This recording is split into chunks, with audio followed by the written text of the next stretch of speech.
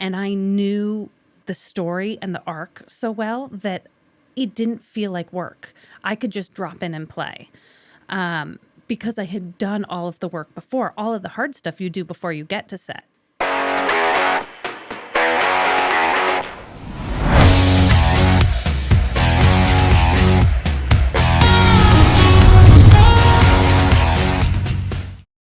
Hey everybody, welcome to today's episode of Talent Agent Talk, where we are bringing you educational lessons and real-life stories behind the scenes of TV and film. I'm your host and a talent agent, Jason Lockhart, and today our guest is unique and very special, not just to me, but to the entire horror community, and she's got a lesson that I think all actors should hear and potentially grasp if this is something they want to do for the rest of their life. I welcome Amy Schumacher. Hi. Hi, Amy. Thanks for having me. Thanks for being here. That lesson, I know that you didn't know probably what I was going to say. Yeah. I just think it's so amazing how you were already working as an actress and moving forward, and then just grabbed the bull by the horns and produced your own feature film that became a huge cult hit. You know? Talking about The Mean One. The Mean One. Yes. So, let's backtrack just a little bit, though. Yeah. What made you say, I want to produce and star in a film and I'm going to do it? You know, I had been producing kind of for a while, mostly so that I could keep working in between auditions. And so I was always acting or creating a character or getting to play. And so, I mean, for the most part, I often say I only produce so I can be in it. So that I can keep working. And I had done some short films. I had done the festival circuit, and I wanted to try a feature. And I got to make it with my husband, who was creator, director, and we never knew. We had no idea The Mean One was going to do what it did. It was something we kind of got our friends together. We learned so many lessons making it, and people liked the idea. People picked up on it, and it just kept growing and growing, and then it became a theatrical viral hit. And I mean, we couldn't have predicted it. At the same time, we knew we were putting passion and thinking outside the box and trying to make something creative and different. And I got to play a character that I don't typically get to play. I got to do my own stunts in it, which was awesome. But my character, and she's kind of the big bad. She's, a little bit of a bitch, which is not my usual brand. And it was really, really fun to do. And it's funny because I hadn't really met you at length before seeing the film. Yeah. So I had no idea what your personality was going to be like. And then I was like, oh my gosh, she's so sweet. And my wife just loved you. And I was like, she's nothing like her character. I love that. And when we meet fans and fans of the movie, they're like, I loved your character. She's so mean. And it brings me joy because in general, I don't think I'm mean. So I'm like, oh, I did something right. If people are like, we don't like you, you're bad in the movie. Your character is bad. Brings me joy. I did something right. Yeah. So you said, and this is one of my favorite things anybody's ever said at the very beginning of one of these episodes. You said, I learned so much. Oh, yeah. So take me back. If you were to immediately, what's flashing through your mind? What's a big thing that you learned as an actress, maybe even, while producing a film? Yeah. Help goes so far, and producing acting is tough. And on The Mean One, I wore a lot of hats because it was always just supposed to be something a little bit smaller than it ended up becoming. And I had a hard time separating my actor days from producer days. Or we're in the scene, we're working in the scenes, and I'm thinking about something else. And it was a practice that I really had to Can you give me try an to example? focus. Yeah. For example, I'm sitting in makeup. And spoiler, my character does not survive the movie. So I'm getting in gore makeup, and I know that we are running behind time. I can see other actors coming in, and as they're coming into the green room or they're coming in to do things, I can feel myself going, wait, why aren't they on set? They should be on set. I know the schedule we're supposed to be on. Instead of sitting there thinking, okay, so what has happened in this moment? My character, Mayor McBean, I've tried to escape. My car just broke down, and I know the monster is out there, and I know he's coming for me. I'm not doing that. I'm not thinking about, what happened right before, what's about to happen. How does this make me feel? I'm thinking about catering or the other actors having a good experience or the other actors being able to take their moments. And so on our, upcoming movie, Screenboat, I had to get more help. We all had to get just a little bit more help. It's almost like Severance. Yeah. You're splitting focus. Yeah. Yeah. And, trying to compartmentalize. I want to keep producing, but I know I want to be the best actor I can be when I have an opportunity to get to play And do all that prep. and to do all with the a clear prep. head. Yeah. And I had done all of the prep for my character before we got there. And then in the moment was letting myself get distracted and had to stop. And, of course, our team and Steven is like, hang on, this is Amy's time to go be an actor. Do not come to her with any of the other stuff. And of course, everyone we work with is so respectful and such amazing professionals, but it's tough. Yeah. It's tough. I hear another great lesson in there, though, about you talking about doing all that prep in advance because then new stresses came up when you were on set. Yeah, I think that happens even when you're not producing. I'm sure. If you don't do all that prep, then suddenly there you are on a potentially $50+ million set with everybody looking at you. Yeah.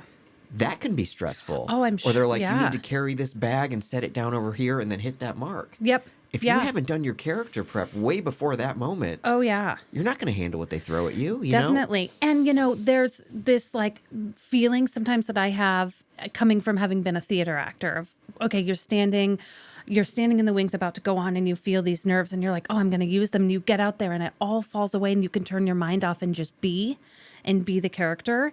And in Screamboat that's coming up, my character is bigger, but we shot completely out of order. And I knew the character so well. And I knew the story and the arc so well that it didn't feel like work. I could just drop in and play because I had done all of the work before, all of the hard stuff you do before you get to set. So that when you're right, now you have this backpack. Oh, I didn't envision myself having a backpack, but I have to have the backpack because in a later scene, I have to take something out of it. So if I don't have it right now, I don't, you know what I mean? All those details and nuances, you're able to be open and free and play. And I love how much prep you do. All right, listen up. Our Booked It Challenge is so close. Oh my goodness. Our Booked It Challenge is one of my favorite challenges that we do each year. And I'll tell you, when I first created this challenge, I was a little bit nervous because I was like, oh my gosh, how are we going to create something where like people actually have to book jobs? Like that's not something in our control. But I took a leap of faith. I created the challenge. I called it the Booked It Challenge. And wouldn't you know, every single year, people book jobs. It's crazy. So this year, it could be you. This challenge is very simple. We're together for 4 weeks. We bring in an industry pro all 4 weeks, and we work on auditions. I make it so simple, so easy. 1, I give you some audition techniques to help you book the job once you have the audition. And the second is I give you some techniques to get more auditions.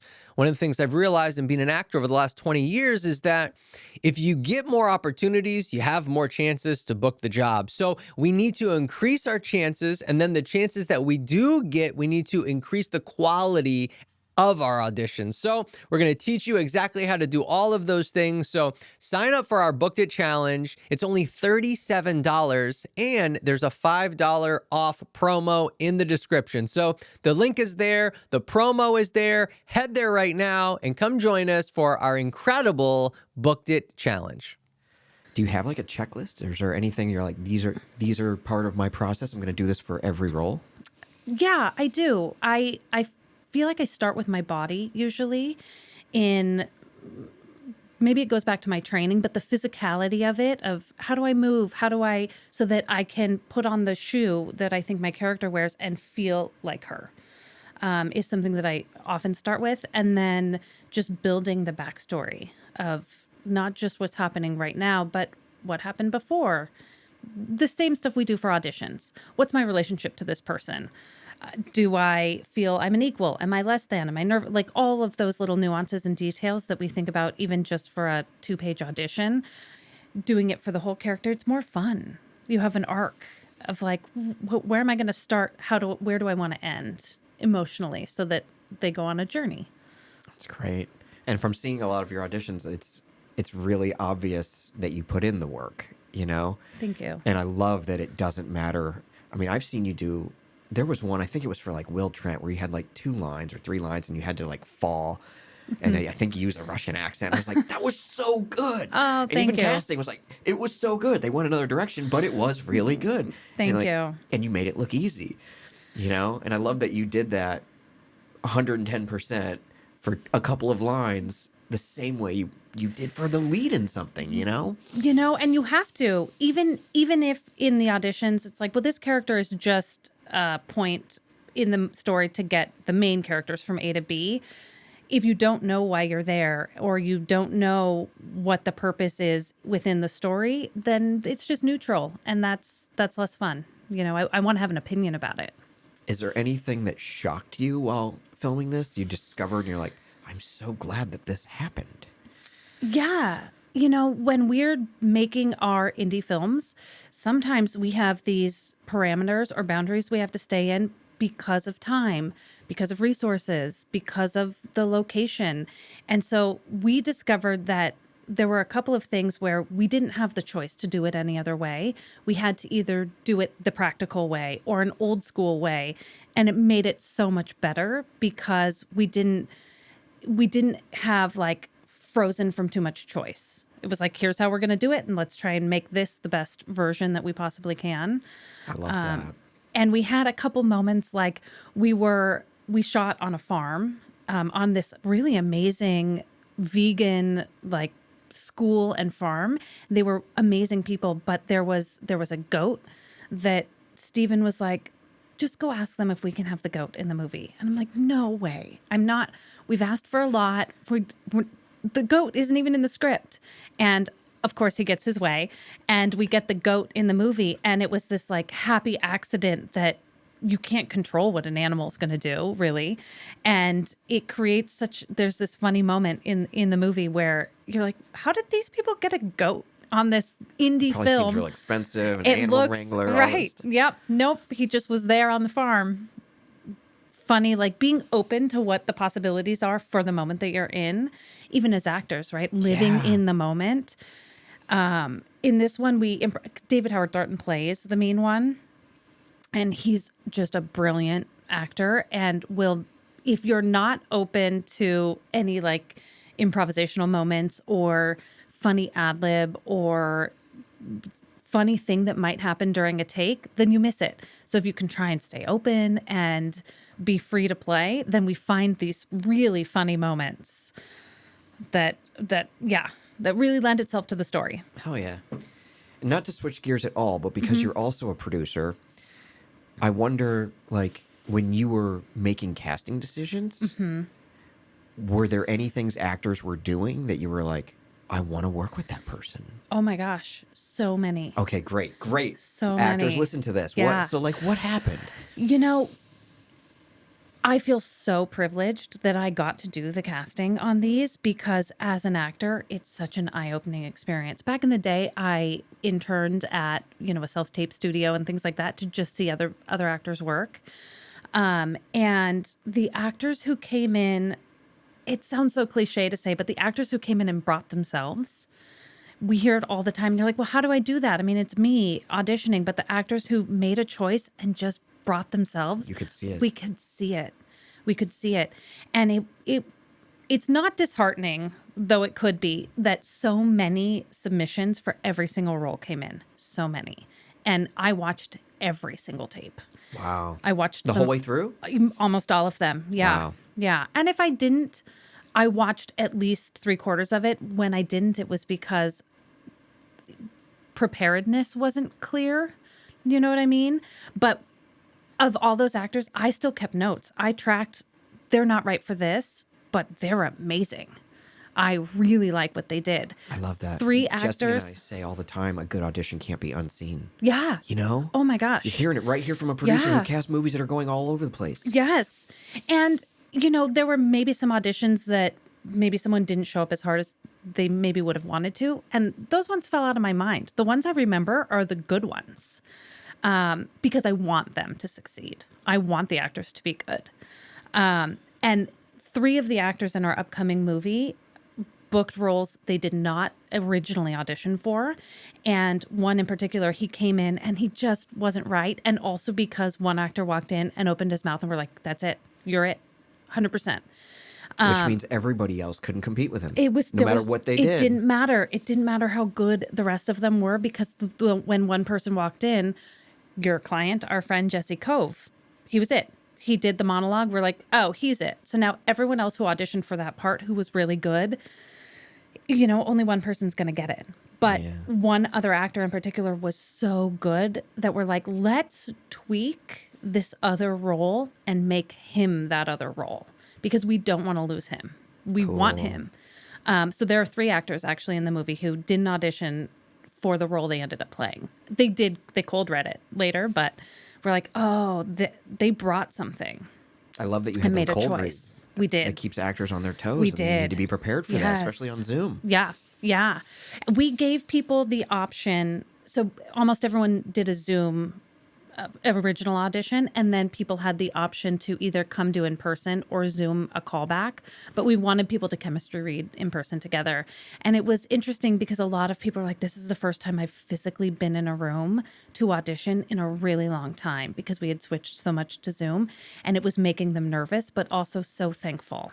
Yeah, I love that. I love that. Another one of my clients, Sarah Kopkin, she flew up to New York on her own dollar, came in and auditioned for one of the roles, and then you were like, she's not right for that. Put her in something else. Yeah, but she was another one where she's not right.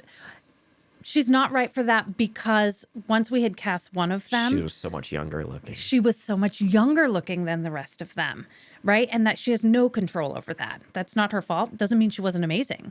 And we tried to say that to everyone if you got this far, you beat out 400 other people to stand right here and do this.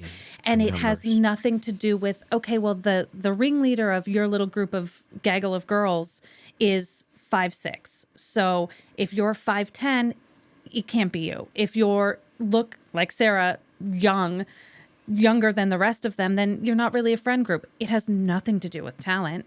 We have to make the group make sense. But Sarah was one where we're like, but we'll find something for her. She was great. And she had a great time. I'm not going to so spoil cute. anything, but man, does so she, cute. she's got quite the end in that. Yes, she does. Well, it's just awesome having you here. Thank you. I'm very excited to see Screamboat and what happens with you in your career. Thank from you. here. I feel like, the horror world is just such a special place with really, really loyal fans. Are you feeling that? Oh my gosh, we feel it through and through. Can you say anything to the fans? Like, is there anything that I don't know, any kind of heartfelt anything that you've learned through these 2 films? Yes. Honestly, the horror fans are some of the only fans that are willing to take a chance in watching a movie that doesn't have a bunch of recognizable faces. So true. And that's what we felt with The Mean One, but now it's really what we're feeling with Screamboat. And we're so happy that we're making horror comedy. So we're making a theatrical experience where people can come and have fun and laugh together and build camaraderie with each other. And the horror audience is taking a chance on us. They're willing to watch whatever because they want us to succeed. They want to like the movie. They want to be in on the ground floor, seeing the fan screenings or being part of the movement that's currently happening in indie film anyway. And the fact that I get to be an actor in it, little baby Amy would be just so excited. So speaking of little baby Amy, if you could give yourself, a younger version of yourself, some advice on how to potentially make some consistent income in this industry or how to be a working actor. Yeah. From all of the hats you've worn, what advice would you give to yourself, say 15 years ago? Man, I think to trust myself more. Like I said, I started in theater, and I think it's scary to see everyone around you having a consistent job or a consistent income or something like that, and just trust that it's going to work out if I keep trying and I don't give up. And it's not going to look like what I think it's going to look like. 15 years ago, I envisioned, by this point, I will be a series regular. And by this point, all the casting directors will just be coming to me for things, instead of what ended up happening of I'm going to make my own path and I'm going to make my own work so that I'm fulfilled on the day to day. And then when auditions come through and gigs come through that come from other people, I'm ready. I'm happy to do them. But I'm not sitting at home waiting for them to come. I'm creating my own opportunity, and creating opportunity for other actors and other people brings me a lot of joy, and also is such a learning process. Sitting on the other side of the table and producing means that when I get to set or I work with my agent, I'm like, how can I help? How can I help make your job easier? How can I get to set and be the most prepared I can possibly be from my experience on the other side of the table? Well, I can tell you right now, you're an incredibly easy client, and we all just root for you because we Thanks. refuse us. I mean, it's so clear, like you're just such a sweet, wonderful human being. Thank you. And that goes a really long way in this industry. It gets other people to root for you and to want to work hard and to see you be successful. And I can't stress that enough, that we just adore you. And I Thank wish that you. every client could be as delightful, you know? You know, what I can say is that for the first time in my career, I feel like I have the team that's right for me. And maybe I didn't necessarily feel that before, but I was so desperate I need an agent. It doesn't matter who it is. I need someone so that on my team to help me out.